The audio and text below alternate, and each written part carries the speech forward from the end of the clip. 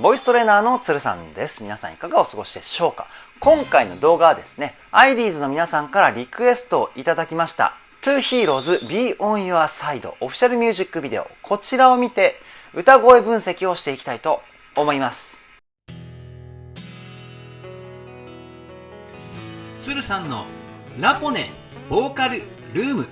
さあ、今回オープニングトークこの部分なんですけれども、歌声分析終わった後に撮影をしております。なぜかというと、めちゃくちゃ感動しました。これ感動しない人いないんじゃないかっていうレベルでめちゃくちゃ感動しました。もう歌声解説をしながらですね、もう感情が抑えきれなくてちょっと涙してしまう部分とかもあったんですけれども、ちょっとね、個人的にはお恥ずかしいシーンなんですけれども、でもね、そういった Be on Your Side を聞いて、表に出た感情っていうのもリアルに多くの方にお伝えしていけたらいいなと思って、その部分はですね、カットせずにそのまま動画として流しています。なので、Be On Your Side 今回初見なんですけれども、本当初見で聞いた感情をそのまま動画に収録して公開しておりますので、ぜひ動画の最後までお付き合いいただけたらなというふうに思います。そして今回の Two Heroes Be On Your Side、こちらのですね、YouTube の広告収益の方が、能登半島地震のですね、チャリティー募金として現地へ送られるということです。もし今回の動画で Be On Your Side を知った方、そしてもう見たよっていう方もですね、この動画をきっかけにもう一度見ていただければ、現地の方にね、募金が送られるっていうシステムですので、よろしくお願いします。つるさんのラポネボーカルルーム。こちらのチャンネルは私、つるさんが大好きなラポネ所属アーティストと現在つるさんが気になっているアーティストの魅力をボイストレーナー目線で伝えるリアクション動画と歌声解説動画をメインで公開しているチャンネルです。今の話を聞いて気になった方はぜひチャンネル登録、高評価よろしくお願いします。それでは早速 Two Heroes Be On Your Side オフィシャルミュージックビデオ歌声分析していきたいと思います。さあ、これから歌声分析していくんですけれども、今回も曲のイントロから流していきますが、曲が始まる前にナンバーアイの3人がですね、コメントしてるシーンがありますので、ぜひね、概要欄のリンクからクリックして、最初からね、見ていただけたらなというふうに思います。では、いきますよ。うわ。壮大。うわー。いやー、すごい壮大ですね。なんかもう今のこの段階からも感動して、鳥肌がちょっとね、見えないですけどね。いやー、曲の始まりがね、めちゃくちゃ楽しみな雰囲気ですね。では、いきますよ。うわ。柔らかい声ですね。この方は北山さんですかね。すごくね、甘い声。鼻の中の声の響きが中心となった声質作りです。これ毎回歌声分析動画を公開するときにはね、説明しているんですけれども、歌を歌う上で声を響かせる代表的な共鳴ポイントがあります。共鳴ポイントっていうのは声を響かせるポイント。胸の中の胸腔共鳴、口の中の口腔共鳴、そして鼻の中の鼻腔共鳴。この3つのですね、響きをどういう風にブレンドするかによって歌声って決まってきます。で、それぞれ役割があって、声の大きさだったり、声のたくましさをブーストする肺の中の空間、胸腔共鳴。そして声のクリアさだったり、言葉の輪郭をはっきりさせる。そして、こちらもね、声量を増幅するためのポイントなんですけど、口の中の口腔共鳴。そして声の音色だったり、高い声を出す時のアプローチになる鼻の中の空間、鼻腔共鳴。この3つなんですけど、今の北山さんの歌声はですね、鼻中心で声質を作って甘い雰囲気を出してます。なーなーなーなー。こういう感じのね、鼻に多めに声を入れてあげるんですね。もう一回聞いてみましょう。したらのラの前にちょっとねちっちゃいんが入ってる感じがしますよね。したらみたいな。こういう言葉のね使い方でね雰囲気を表現したりもしていますよね。次いきますよ。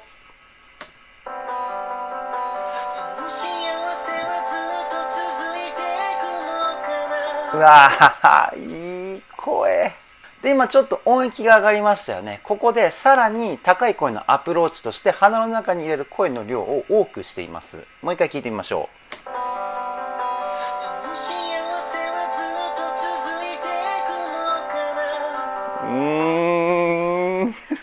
美しい歌声ですね。もうね、ちょっと涙出てます。僕、めちゃくちゃ感動しちゃいますね、この曲。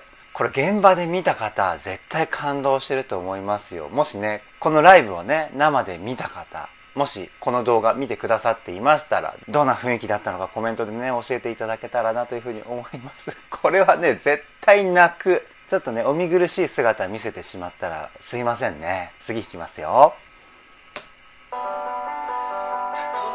うわもうやばいんだけど、マジで。優しいね。声がね、すごくね、優しいですよね。平野さんのね、今のポイント。声のたくましさをね、表現する胸腔共鳴。こちら中心になっていて、その声にですね、息の音、この音をですね、混ぜたウィスパーボイスを使っています。もう一回聞いてみましょう。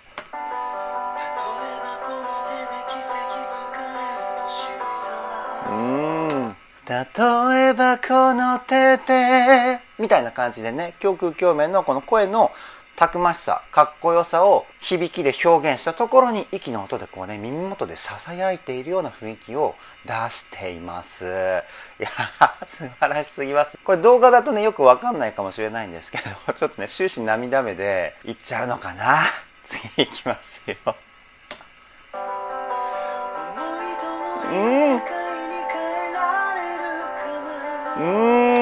すごいね。この音域が上がると普通ね、声量もこうね、大きくなったりするんですけど、今の平野さんの歌い方、前半のフレーズの声量とほぼ同じぐらいの声量で高い声を出しています。この歌い方どうすればできるかっていうと、鼻の中の空間にですね、多めに息を入れるっていうのがまず一つの方法。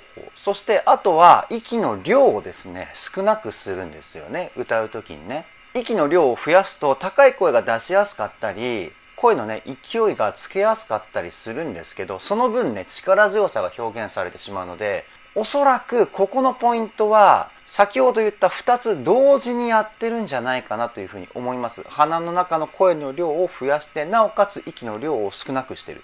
もう一回聞いてみましょう。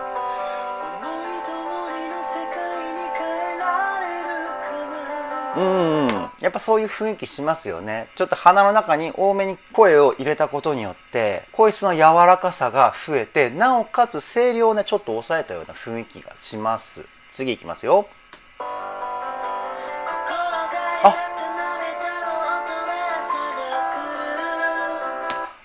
三宅くんもそっか、移籍したんでしたね。僕 V6 ね、めちゃくちゃ大好きで、学校へ行こうとかね、よく見てたんでね、ここで見れるの嬉しいですね。で、相変わらずね、すごくこうね、あどけない歌声ですよね。少年のような声というか、それがね、バラードの曲の雰囲気にすごく合いますよね。で、声の出し方としては、三宅くんもですね、鼻中心なんですね。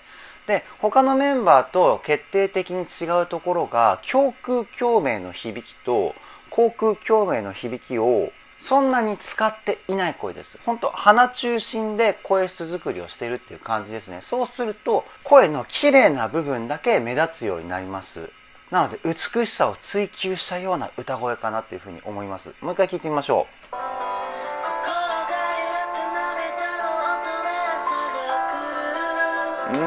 で、美しいね、少年のような歌声に息の音が混ざってるウィスパーボイス。このような感じですね。次いきますよ。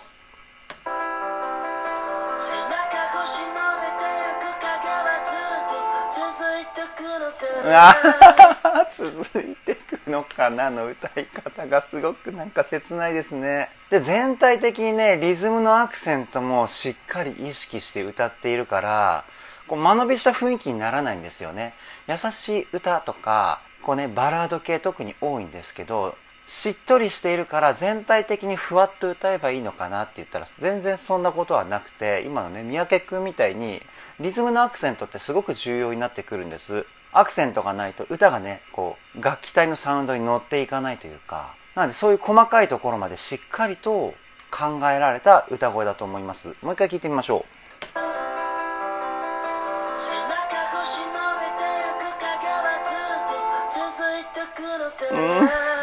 こうね、口をね、あまり開いていない状態で歌うことによって声の切なさが表現されてますよね。口を開けちゃうと、続いてくのかなっていう風に声がはっきりとしすぎちゃうんですけど、続いてくのかなみたいな、口をあまり開かないとね、こうなんかすごくこう切ない雰囲気がね、表現されますよね。いやー、最高すぎる。次サビですか。これテンション持つかな。もうね、今の段階でものすごい感動しちゃってます、僕は。じゃあ、次行きますよ。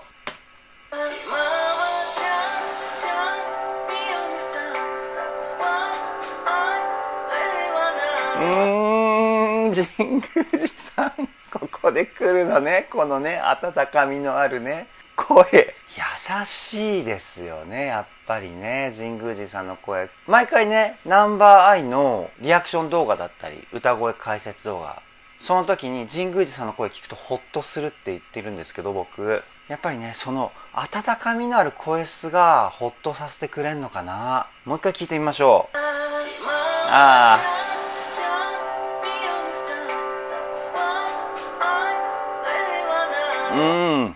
こうフレーズの入りのまずエッジボイスね。この音、ここのね、仮声帯で出す音なんですけど、まずこのエッジが入ることによって歌声のね、切なさを表現してますよね。で、あとね、非常にね、声のバランスがいいです。胸腔共鳴、口腔共鳴、鼻腔共鳴、ほぼね、みんな同じぐらいの割合で声を出してると思うんですけど、この声の響きのバランスの良さがですね、聞いていてホッとする理由の一つなのかなとも思います。次いきますよ。綺麗な裏声。いいね。ここはね、R&B っぽいね、歌い回しが最高ですね。そして、最初ね、裏声めちゃくちゃ綺麗。これはね、頭を響かせたヘッドボイスっていう響きを歌声にプラスしています。頭を響かせた声の成分が出てくるとですね、声質の美しさがより一層輝きます。もう一回聞いてみましょう。ほら。いいね。綺麗な歌声からテクニカルなフェイク。最高の流れですね。じゃあ次いきますよ。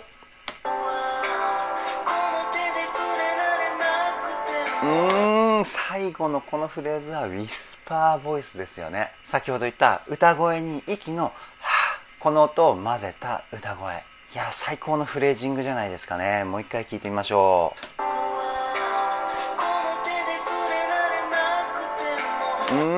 で、このウィスパーボイスってどうやって出すかっていうと、ため息をしながら歌うっていう感じが一番感覚的には近いかなと思います。こうため息のこの音でラララララみたいな感じで歌うと、息の音と声が同時に出ていきます。これがね、ウィスパーボイスっていうテクニックです。次いきますよ。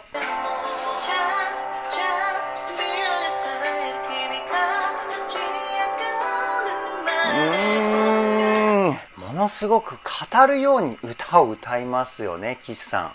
歌ってるテクニックももちろんすごくて、この部分はですね、ミックスボイスっていう声を使っています。地声と裏声のね、中間の声です。すごく難しいテクニックで、ここまでね、安定感のある感じで出すっていうのは相当レベルが高いっていう証拠なんですけど、そしてね、感情表現も日常会話なんじゃないかっていうぐらい語るように表現してますよね。僕これ感情表現の究極だっていうふうに思っていて、歌ってあくまで感情を伝えるための手段だと僕は思うんですよね。なので、日常会話からかけ離れすぎてしまうと、やっぱ感情って伝わってこない。歌がうまいねで終わってしまう。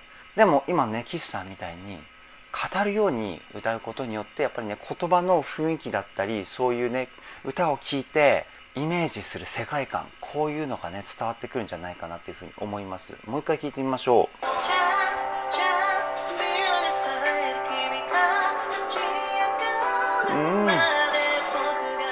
いやー、すごいね。歌声もね、めちゃくちゃ綺麗だしね。いやーもうね、ほんとね、声質の魔術師って言ってもいいんじゃないかっていうぐらい、ほんと様々なね、声をコントロールしていますよね。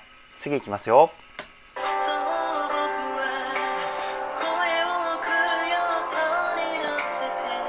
うわ、最高か。最高かよ。今ね、音域がどんどんこう下がってきてるんですけど、鼻の響きと声を出す方向のイメージ、この辺をね、キープしてるんですよね。なので、高いところも低いところも声質にほとんど変化がないんです。これ、音域によって高いところは上、低いところは下みたいに変えちゃうと、高い音域は声が細くなって、低い音域は声が太くなりすぎてしまうっていう現象が起こるんですけど、これ専門的に分析しないと絶対にね、わからないことだと思うんですけど、ちょっとね、確認してみましょうか。ほら。ほら。声を送るよとに乗せて。こういう感じで、上の方でね、こうね、声をキープしてるような感じ。もうちょっとね、こうね、歌声に鼻声のニュアンスがこう強かったかなっていうふうに思うんですけど、いやー、ものすごいテクニックを使っていますね。そしてね、フレーズの最後をウィスパーボイスにすることによってね、こうね、フレーズをこうね、綺麗に締めてますよね。いやー、最高の1番ですね。次から2番かな。いきますよ。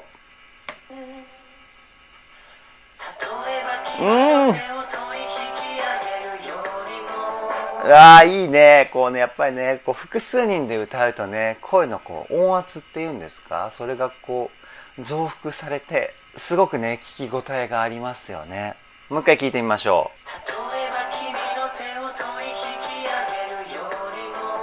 う。いいね。やっぱりね、2番からちょっとね、こう曲調が盛り上がったっていうタイミングでこうやってね、複数人で歌うっていうのはね、ものすごいいい流れですね。次いきますよ。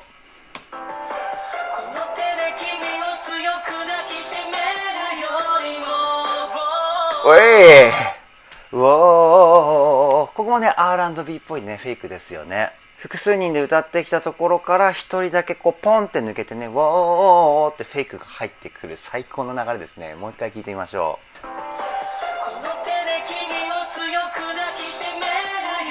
ここ、ほら、いい声だね。しっかりね、教空共鳴の響きを使って出しているたくましい声ですよね。次いきますよ。わここでハーモニーも最高ですね。もうほんと僕好みの曲の流れです。メインメロディーがいるそのメロディーのフレーズに対して上の高い音でのハモリですね。もう一回聞いてみましょ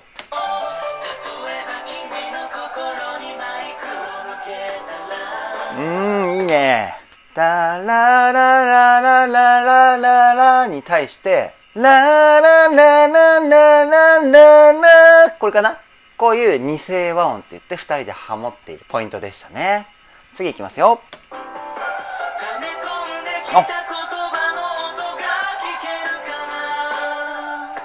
ここでね、ユニゾンになるんですね。ユニゾンっていうのは同じ音を一緒に歌うことをユニゾンって言います。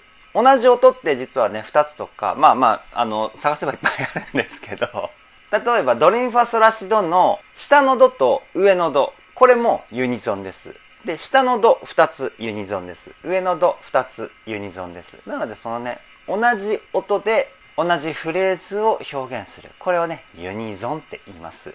もう一回聞いてみましょう。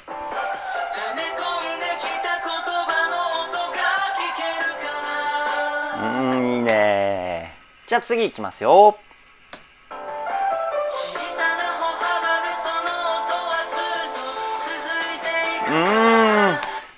素敵な笑顔ですね。この子たちはあれですかね、インプっていうグループの子たちですかね。2B の方のね、ホームページの方を拝見させていただいたんですけど、間違ってたらすいません。やっぱりね、みんなイケメンですね。すごくね、声もフレッシュだし。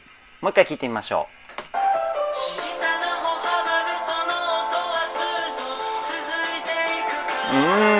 う。いいですね。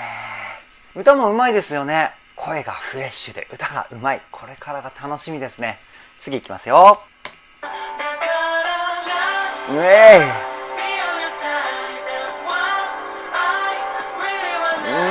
やっぱサビのフレーズがすごくキャッチーで覚えやすいですよね。耳にね、こう残ってくれるというか、just be on your side ってもう 2,3 回聞けばね、もうすぐ覚えてしまうような、そういう親近感ありますよね。もう一回聞いてみましょう。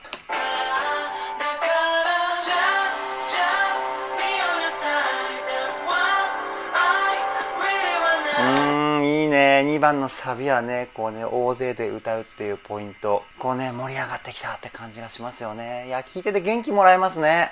次いきますよ。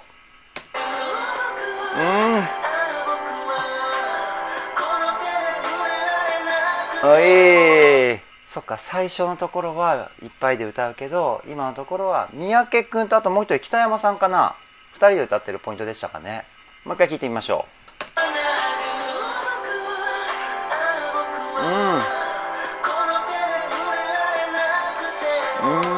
やっぱね、二人ともね、声に個性がありますよね。声に個性があるから、こう、歌声が際立つっていうかね。で、二人とも共通してるのが、やっぱりその鼻腔共鳴の使い方ですね。鼻の使い方が抜群にうまいので、やっぱ声質がね、すごく美しい。次いきますよ。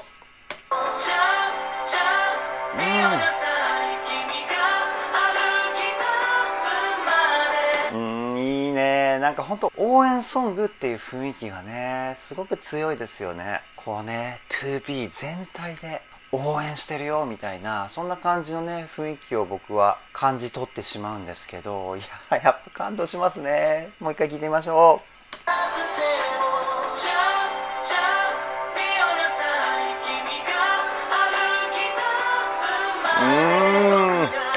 う。いや、いいね。いや、いいね。本当にいいね。じゃあ次いきますよ。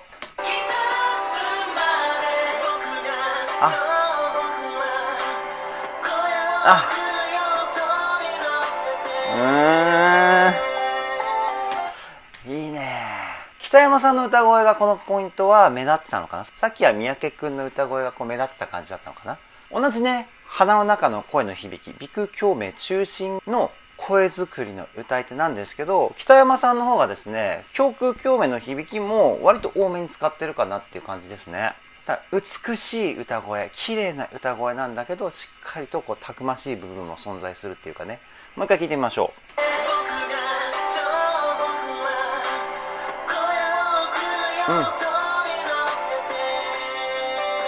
いや、素晴らしいですね。で、この曲の流れだと多分ね、ここから C メロが来るんですよ。すごくこう盛り上がった C メロが来るんじゃないかなっていうふうに僕は予想していて、これはね、僕が昔やっていた作曲活動のですね、経験からなんですけど、多分、ドリカムの未来予想図2のイントロみたいな感じの雰囲気が始まると思うんですね、ここから。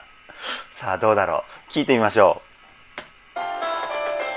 ほらほらもう絶対泣かせに来てんじゃん、これ。ね、泣かせに来てる曲の進行ですよね。そうなんですよ。もうね、ここまでね、畳みかけるも最上級レベルの感動ソングの作り方かなというふうに思います。で、神宮寺さんでしたね。すいません、今ちょっと、テンションが上がってしまって、歌声の方を聞きそびれてしまったんで、もう一回聞きますね。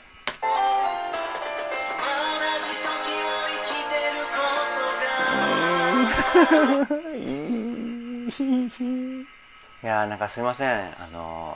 この反応がね、ちょっと気持ち悪い感じになってしまって申し訳ないんですけど、いやー、いいね。またこう、涙腺が緩くなってきました。こう、聞き比べてみてですね、今ちょっと思ったんですけど、北山さんと神宮寺さんの歌い方の系統近いですね。鼻の響きを使って、で、胸腔共鳴の響きもこう、うまくね、ブレンドして声を出すっていう。もう一回聞いてみましょう。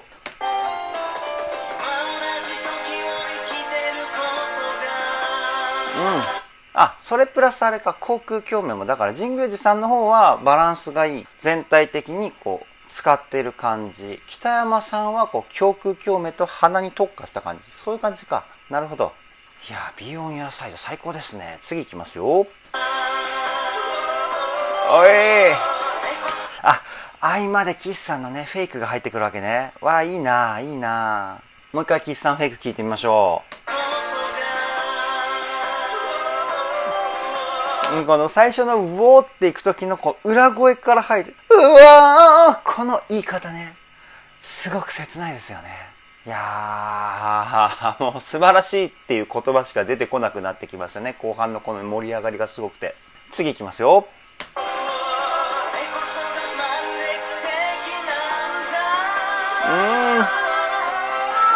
はい。このね、神宮寺さんと岸さんのフレーズ、ここのつながりがあるからこそ、すごいこうね、強い気持ちが歌声から伝わってきますよね。もう一回続けて聞いてみましょう。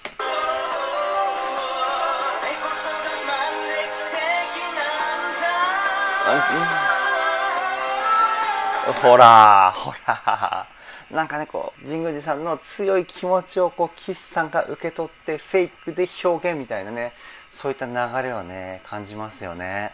いやー、素晴らしいですね。次いきますよ。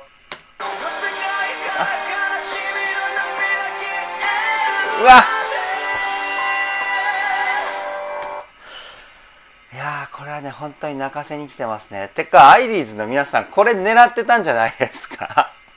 なんかものすごいね、多くのアイリーズのね皆さんから Be On Your Side の歌声解説動画見たいっていう風なリクエストいただいたんですけど、いや素晴らしい曲ですよ。めちゃくちゃいい曲。もうね、僕の感動ソングの中ではもうほんとトップぐらいにランクする素晴らしい楽曲なんですけど、アイリーズの皆さん絶対ちょっとこれリクエストして鶴さん泣かせてやろうぜって心のどこかで思ってたでしょ。いや、なんかね、そういう考えをね感じますよ。絶対これ聞いてね感動しないわけがないですもん。だってこうやって細切れで解説を入れてるのに感動して泣いちゃうんですよ。これ通して一人で聞いたらもう確実に泣くじゃないですか。ね。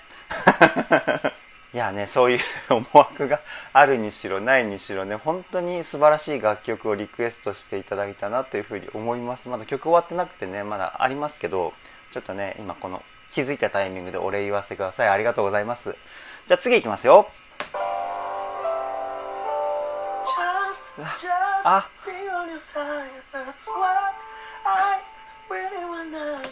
一回止めます。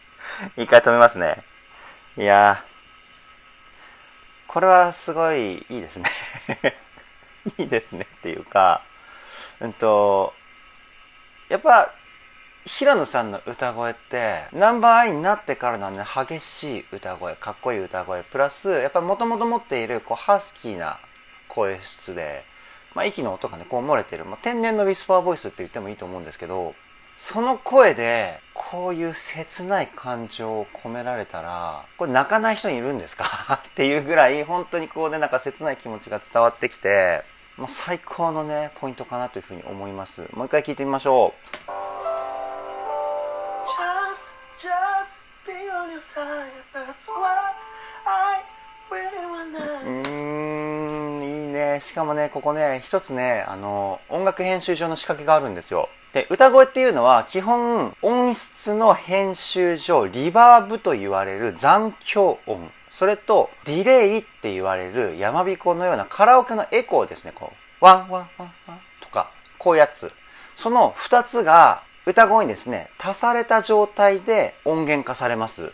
そうした方がね歌声がすごく綺麗になってて聞き心地が良くなるんですよね。これね、音楽関係者が音楽のねそういう情報を知らない方に説明するときは、女性が外出する時のお化粧のようなものだっていう風な言い方をします。それぐらい歌声を整えてあげるみたいなね、そんな編集なんですけど、今のここの平野さんの歌声はですね、そのリバーブと言われる残響音とディレイと言われるそのエコー成分っていうのがゼロなんです。そうなるとどうなるかっていうと、歌声がものすごく近い位置で聞こえるんですよね。で、急に平野さんの歌声がですね、こうぐっと近づいてきたかのような編集がされてるので、なおさらね気持ちが伝わってきますよね。これちょっと3回目なんですけど、その部分意識してちょっともう一回聞いてみてください。これ動画だと伝わるかな、どうだろう。もし伝わらなかったら、この Be On Your Side の動画の方だったり音源を聞いてですね、今のこの最後のサビの平野さんの歌声チェックしてみてください。いきますよ。Just be on your side, that's what I really wanna. 僕はねここにそのパソコンがあるんですけど、この距離で聞いてるからそうね、声の距離感っていうのを感じやすいんですけど、皆さんどうでしたでしょうかね。歌声がねこうぐっとこう近づいてきたような雰囲気、この動画から感じ取れましたでしょうか。ここはねぜひね今この説明を聞いてなるほどって思った方は、ここのポイントだけでもね聞き直してほしい。すごく一気にこうね気持ちが近づいてきて、こうなんかね寄り添ってくれてるようなね雰囲気を感じ取れると思うので、ぜひ聞いてみてください。次いきますよ。そう僕はこの手で触れられなく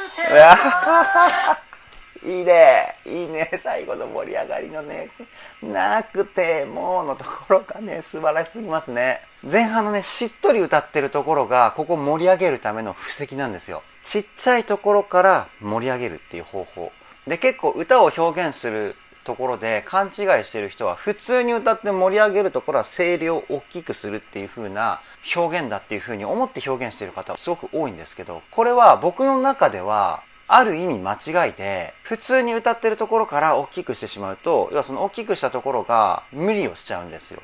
だから日常生活で使う声の範疇を超えてしまうっていうかね。じゃあどうするかっていうと、盛り下げるところをさらに盛り下げて歌うんです。で、盛り上げたいところは普通よりやや力強く歌うっていうかね。そうすることによって日常生活の範疇を超えない表現の仕方の歌い方ってできるんですよね。だから今のポイントがね、まさにそれなんじゃないかなと思います。もう一回聞いてみましょう。裏声綺麗だしね。この手で触れられなくても、そうそう。ここでね、大きい声を出してるんじゃなくて、無理なく歌える声に力強さをプラスアルファで乗っけていくみたいな感じで、次の盛り上がるサビですよね、おそらく。そこにつなげてるっていう歌い方ですね。次いきますよ。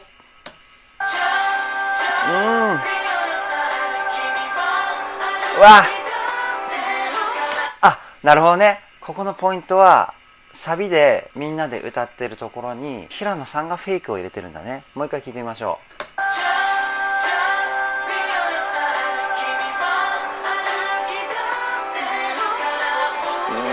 柔らかいね。ララララ、こういう感じかな。ヘッドボイスね。前半で言ったヘッドボイスですよ。声をね、綺麗にする成分ですね。いやー、いいですね。次いきますよ。うわ、なるほどね。フェイクでいったと思いきや、最後はこうハモリに回るんだ。わー、いいね。もう一回聞いてみましょうよ。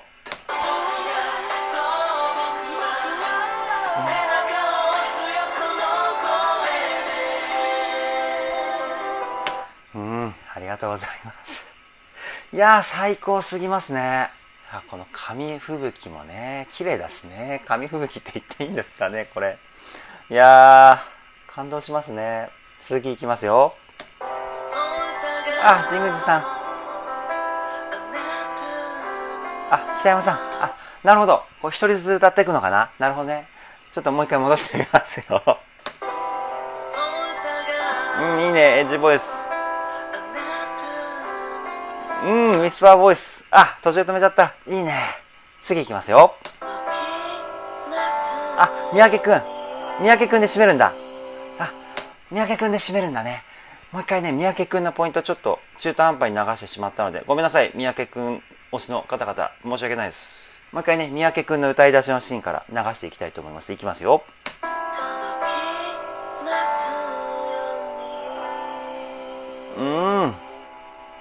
いいね。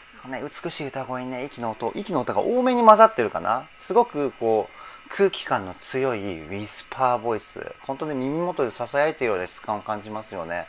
もう一回聞いてみましょう。もう半分ぐらい息だったんじゃないかな。声半分、息半分みたいなね。で、これね、さらっと歌ってる子ね、はぁみたいな感じで歌ってるように聞こえるんですけど、普通に歌うより息倍使ってますから、最後、にーのところロングトーンだったじゃないですか。これね、相当肺活量ないと無理だと思います。いやー、さすがですね。あと動画がね、15秒あるんで、今日最後まで見ていきますよ。すごい人。あ、終わった。あ、be on your side。なるほどね。ここで終わるのかな。あと5秒ありますけど、多分ね、もう暗くなって終わりだと思います。いやー、もうね、なんか目が腫れぼったいです。感動しました。Two Heroes Be on Your Side。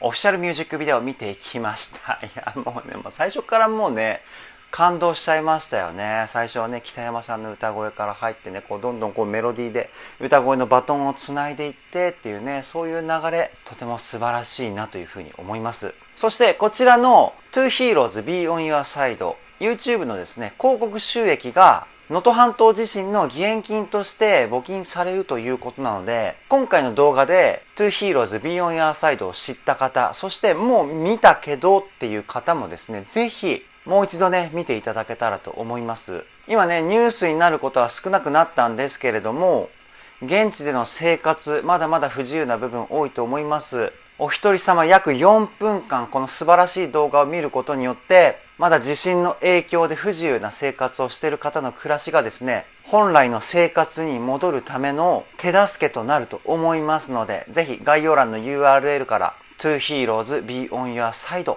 見てみてください。いやー、そしてね、今回も細かすぎるほど歌声分析してしまいました。もう気合が入りすぎたし、感動してね、もうこの感情をどういう風に表現しているのかっていうのを皆さんにね、もうお伝えせずにはいられませんでした。そのぐらいものすごく感動しましたし、To be Artist のですね、熱い思いを歌声から感じ取れました。本当にね、今回の Be on Your Side をリクエストしていただいたアイリーズの皆様ありがとうございました。素晴らしい音楽に出会うことができました。そして来週からはですね、ナンバーアイのナンバリングに収録されている楽曲のですね、歌声解説動画を公開していこうかと思います。フルアルバムリリースもね、もう間近となっていますので、微力ではございますが、ナンバーアイの魅力をですね、YouTube を通じて少しでも多くの方に知っていただけるように僕も全力で頑張っていきますので、今後ともよろしくお願いします。それでは今回の動画はここで終わりです。動画の内容を気に入ってくださった方はチャンネル登録、高評価よろしくお願いします。ではでは、ボイストレーナーの鶴さんでした。